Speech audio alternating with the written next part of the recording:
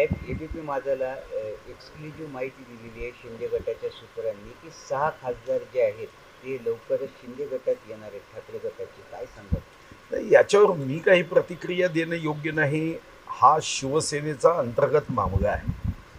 एकनाथ शिंदेची शिवसेना ही original Shiv Sena आहे हे निवडणुकीत लोकांनी सिद्ध केलं आहे आणि कोर्टानेही सिद्ध केलं आहे.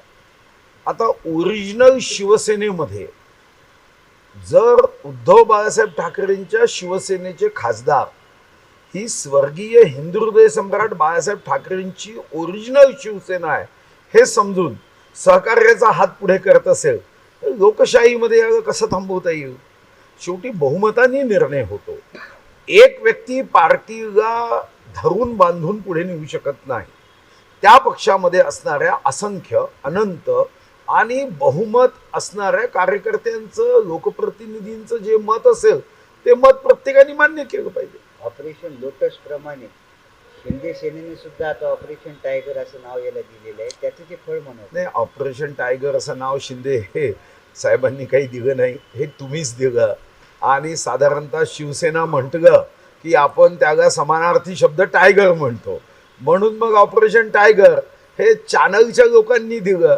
असं काही शब्द देऊन अशा पद्धतीचा उपक्रम किंवा अशा पद्धतीने संपर्क संवाद आणि खासदारांना आपल्या बाजूनी करण्याचा प्रयत्न कधीच होत नाही. ऑपरेशन टायगर शिवसेनेचा समानार्थी शब्द आहे. जिथं शिवसैनिक म्हटलं तिथं टायगर म्हटलं जातो, म्हणून ऑपरेशन टायगर. अर्थमंत्री होते तुम्ही स्वतः, तुम्ही महाराष्ट्राचा पूर्ण अभ्यास केलेला आहे. लाडके बहीण योजनेमुळं कोरडी ठप पडलेली आहे आपल्या तिजोरीमध्ये, पैसे नाही आहेत. त्याच्यामुळं अनेकशा नाही, योजना राजकीय नेत्यांचं काम अधिकाऱ्यांनी राज्य चालवायचं, अधिकाऱ्यांनी राज्याची अर्थव्यवस्था चालवायची, हे राजकीय नेत्यांचं काम नाही आहे. राजकीय नेत्यांचं काम आपल्या कर्तृत्वाने जेव्हा गोरगरिबांच्या कल्याणासाठी योजना कराव्या लागतात त्याचा समतोल करणं हे काम आहे. लाडकी बहीण योजना सुरू केल्यानंतर ती बंद करणं ही चूक आहे. एकूणच राजकीय क्षेत्रातील नेत्यांविषयी अविश्वास होईल आणि हाही अविश्वास शेकडो हजारो बहिणींच्या मनात नाही तर 2,33,00,000 बहिणींना आपण लाडक्या बहिणी योजनेचा फायदा देतो. राज्यकर्ते म्हणून जेव्हा हा फायदा देणारी योजना केली तर ती बंद करण्याचा विचार या जन्मात तरी आणता कामा नये. या दृष्टीने जर आपल्याला आपली आर्थिक शक्ती वाढवायची असेल तर त्या दृष्टीने मात्र $1 ट्रिलियन इकॉनॉमीचा विचार केला पाहिजे. आपल्या राज्याची आर्थिक सुधारणा कशी करता येईल, विविध क्षेत्रामध्ये उद्योग असेल, शेती असेल, सेवा असेल, रोजगार असेल, कृषी असेल, या सर्व क्षेत्रामध्ये आपण उपाययोजना करून आपली आर्थिक शक्ती वाढवायची आहे. राज्य सरकारचं काम हे नाही आहे की आपल्याला असणाऱ्या संसाधनेमध्ये जे आहे ते घडवायचं. संसाधनं वाढवण्याच्या दृष्टीने नियोजन करणं, त्यासाठी आवश्यक असेल तर फक्त आर्थिक स्थिती सुधारण्यासाठी दर आठवड्याला मंत्रिमंडळाची एक स्वतंत्र बैठक घेणं, त्या विभागाच्या मंत्र्यांनी आपापल्या विभागाची आर्थिक शक्ती कशी वाढवता येईल याचा प्रयत्न करणं म्हणजे सरकार आहे. नाहीतर मग तर काय, अधिकारी सुद्धा आपापल्या पद्धतीने काम करू शकते. म्हणून हा गैरसमज काढून टाका. लाडकी बहीण योजना कोणीही बंद करू शकत नाही. जानेवारीमध्ये 5 लाख जे 65 वर्षावरील महिला होत्या त्यांचे देखील टक्का कमी झालेला आहे.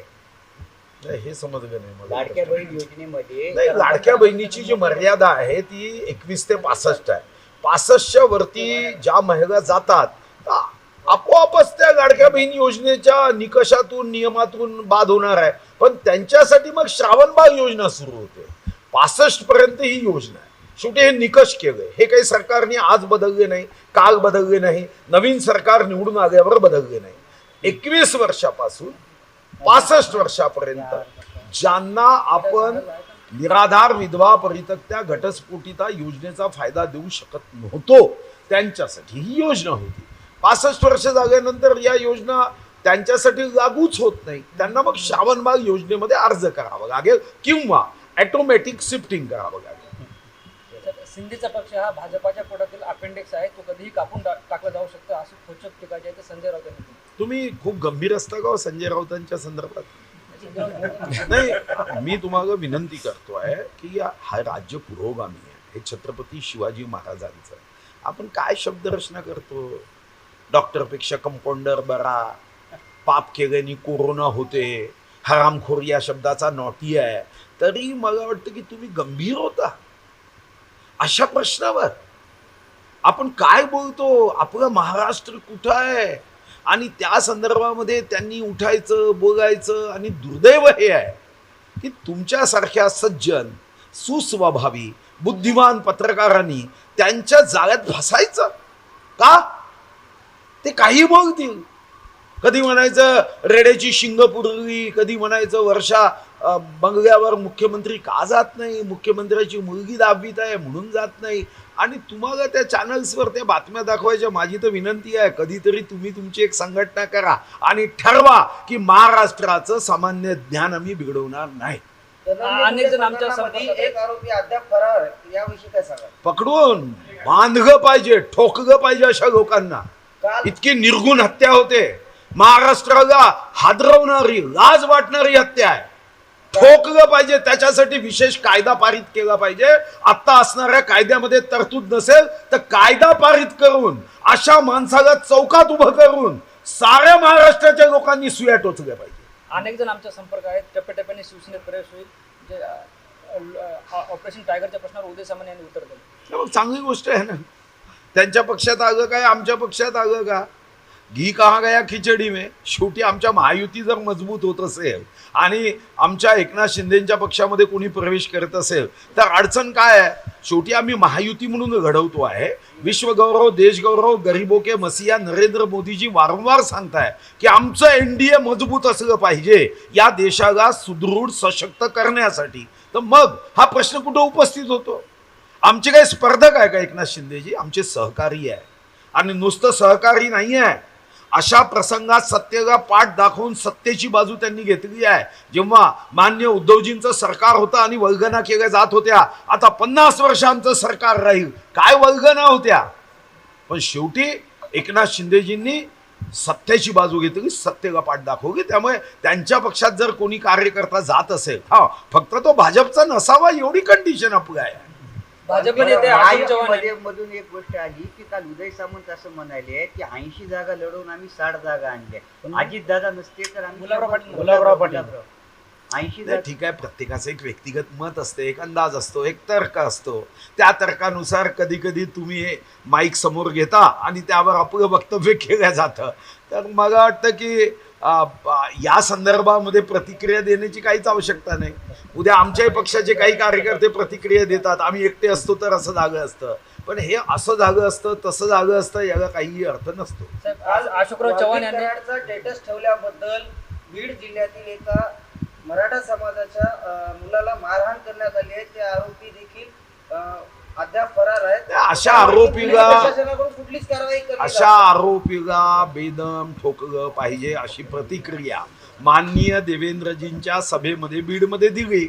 आता बांबू कमी पडत असेल तर माझ्या जिल्ह्यात भरपूर बांबू आहे, घेऊन जायचा, बांबू तुटेपर्यंत ठोकलं तरी चालतं. पण असा आतंक, अशी दहशत, अशी गुंडागर्दी ठेचून काढली पाहिजे. जय भवानी, जय शिवाजी. भाजप नेते अशोकराव चव्हाण यांनी स्थानिक स्वराज्य संस्थेत सोबळाचा नारा दिला. त्यावर जे आहे ते स्थानिक शिवसेना आमदारांनी नाराजी व्यक्त केली. त्यांनी देवेंद्र फडणवीस यांच्याकडे तक्रार केली. नाही, तक्रार करायची काय कारण आहे? समजा अशोक चव्हाण स्वबळावर म्हणाले तर त्यांनी स्वबळावर लढावं, पुन्हा एकत्र यावं. एकत्र आले नाही काय, 3 नद्या अलग वाहतात आणि मग प्रयागराजला येऊन संगम होतोच ना.